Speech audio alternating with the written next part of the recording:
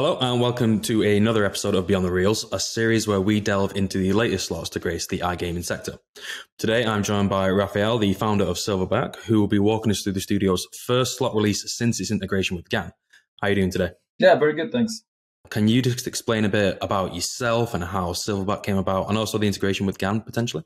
Yeah, so Silverback is actually my second studio. We sold the first studio about 10 years ago, and we saw what was coming out in the market, and basically thought that we could do it over again.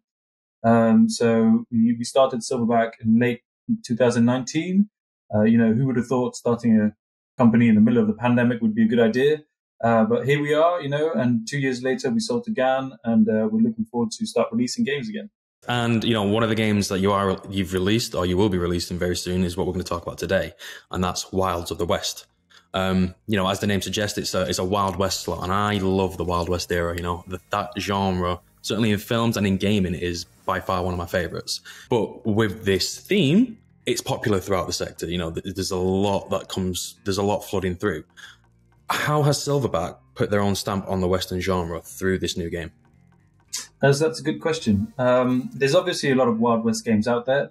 So with Wilds of the West, we really wanted to take our players back to an authentic place, one with that old school orange color theme and a canyon and cactus in the background. There's the old Wild West type windmill on the left, and there's the old the old saloon on the right side of the reels.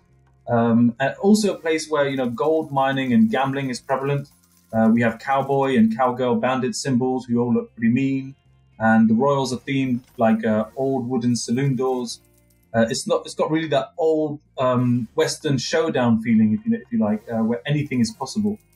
I have to say, one of the things I really like about this game is the soundtrack. Our sound designers did a really good did an amazing job with the old school whistle and guitar riffs. You've got the sounds of horses galloping in the background. All in all, it's a very immersive environment for players who are fans of the Wild West genre. We didn't really want to make it too cartoonish or anything too unrealistic, but really to stick with that authentic feel of old school Western movies. Mm-hmm. You mentioned it there. The sound I think is very underrated within slots. I don't think the industry put too much emphasis on it. So to hear that's the one thing that you want to stand out for players, that's perfect. Talking about another thing to stand out, when they, the first enter the game, the first thing they're going to do is a base spin, unless they have a buy bonus. The first thing they're going to do and press is a spin. Can you just walk us through how your base game spins would work out? You've already mentioned about a few symbols, but what else can they expect to see? Any special symbols? What's the RTP and the volatility and so forth? Yeah, so the game has a 6x4 screen format, and it's a ways game. So that gives the player a whopping 4,096 ways to win. We've got the royal symbols that pay relatively low per way, and then we've got the top symbols that are the bandits and pay a lot higher. So that the game has an aggregate hit rate of around 33%, which that means that the players get a win on average every three spins, which guarantees that you won't get those long streaks of losing spins, if that makes sense. In terms of RTP, we decided to set it at 96%. Actually 95.99 to be exact. This seems to be the sweet spot. You've got the wild sheriff badges, which don't actually pay, but which are central to the game, as they're key to the Wilds of the West feature. And of course, the gold mining cart scatter symbols, which trigger the free spins. All in all, it's pretty standard stuff until you start looking at the features. Mm-hmm. And again, talking about this, you just mentioned those features then. One of them is named after the title, Wilds of the West. Again, how can you just walk us through this? How do the players trigger this feature? Yeah, so the Wilds feature is it's pretty simple at its core, but it's central to the game. Basically, every time you land a wild symbol, which is the sheriff badge symbol, it becomes sticky for a number of spins, between 3 and 5 in the base game. So while one sticky wild might not be so exciting, this can happen on any or all of the 24 spin position, and it's the combination of it happening many times over at the same time which we think makes the game really fun. It's a persistent feature, which means it's a feature with a very short cycle, and it plays out over multiple spins. but you don't have to play thousands of spins to see it in action. The idea is to make the gameplay enjoyable, not over a single spin, but to take the players through cycles of volatility where the game pays out extremely well for a short number of spins. As you accumulate the wilds on the 6 reels, you can literally get a wall of wilds which you know is going to stay for a number of spins. And so this creates, in our opinion, a level of excitement which we really like. The feature is all about creating these waves of wins which happen in close interval and during which the gameplay gets very exciting. You can really tell when the game is starting to pay out, and it creates a very sticky experience, if that makes sense. Yeah, it definitely does. And, again, something you mentioned earlier is how to trigger the free spins mode that you've got in your game. Can you just reiterate how this is triggered, and both in the base game and via the buy bonus, and what happens once it's activated? Yeah, definitely. I mean, so there's actually 3 ways to trigger the free spins. Obviously, the first one is landing 3 gold cards, which is the scatter symbol and the base spin. It's the most obvious and pretty standard way. You get awarded 10 free spins, and so the thing here is that any wilds which are currently sticky from the base game get carried into the free spins. The difference is that the sticky feature, which actually lasts for the entire duration of the bonus. So in this mode, you have the possibility to accumulate a lot more wilds and to create much bigger wins.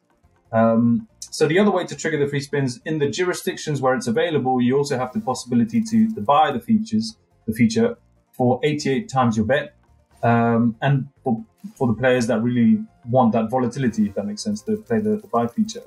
But we've also added a third way to enter free spins modes in the base game. So after any winning spin, players have the option to gamble their winnings, with obviously the usual red and black option for a 50% chance of doubling your win.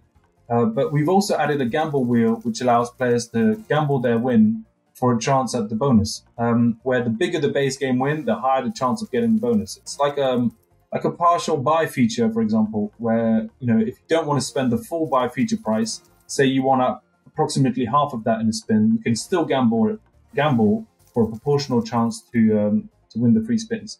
And obviously, we think the combination of the red and black and the bonus wheel allows players to build up their win first, and then, once they've accumulated a decent amount of win with the first red and black, to go for the bonus, which is very exciting. Perfect. Yeah, it just sounds exciting. Again, I wasn't aware of that third option, so it's, that's quite interesting to hear. Just taking a step back away from the game, this is your first launch since your integration with GAN, and you did go on a little hiatus as well. During that process and coming out the other end of it, what have you taken from that break, and has your slot development process altered? That's a good question. We'd initially raised a small amount of capital from friends and family to start the studio, and we always wanted to raise more, later at a better valuation. What we found was that a number of the investors we were actually talking to were actually offering distribution as well, and wanted to buy the whole thing actually, rather than just get a piece of the pie. What that meant for us, unfortunately, is that we had to put a hold on the release. We had to stop releasing games for a while we figured out, what we were going to do and where we were going to start releasing games again, if that makes sense. Yeah. Fortunately for us, GAN turned out to be the ideal partner, with their existing US distribution and also allowing us to keep releasing games in other jurisdictions with Relax via Silverback, which we've been doing from the start. So for us, it was like a win-win situation where we kept the old distribution and had this new US distribution. All in all, Silverback is now a completely different studio. Before the acquisition, we had to wear lots of different hats and worked in a very small team to make our games. Now the team has more than tripled in size since the acquisition, and our processes, I'm going to say, are completely different. We've been able to hire some extremely talented people, and while our philosophy hasn't changed, we're now able to take a lot more time in developing quality games, which we think players are going to love. One of the things which has changed is that we're now targeting the US market with a number of our games, and as such, we've had to adapt our product a little bit with a more localized approach, where we know the US market is a little bit different and maybe not quite as mature as some of the other markets, if that makes sense. Yeah, no, definitely. And you mentioned it there that you are targeting the US audience, so you need to kind of alter it a little bit to meet local markets. So in the not so distant future, what has Silverback got in store for their slot roadmap? Yeah, so the big thing we're currently working on is to start delivering jackpot games in the US market. That's our number one priority at the moment. We've got a number of exciting games coming out, including some table games with their own special twist, as well as a number of slots. We've got some really innovative features coming out with our relaxed games, where there's a lot more freedom in what we're allowed to do in those jurisdictions. For the US market, we've really focused on solid performance, with perhaps a little bit less innovation as we focus on building up the portfolio. We've also got some slot series coming up where we intend to group a number of games under the same theme and link them with progressive. The first one, for example, being the Wild and Free series, which is targeting the US female market, which is a relatively untapped opportunity. We've also got some really cool features coming up, such as one called Clockways, but I can't really say much about that at the moment. All in all, we've got a very exciting roadmap of games coming up in the next few months, and we hope our players will really enjoy it. No, perfect. No, it does sound exciting. I just want to say thank you for walking us through Wilds of the West. And I can say firmly here at SlotBeats, we are excited to see what's ahead for Silverback, and we're looking forward to see what comes from you in the near future. So just thank you for joining us. Thanks very much, James. Cheers.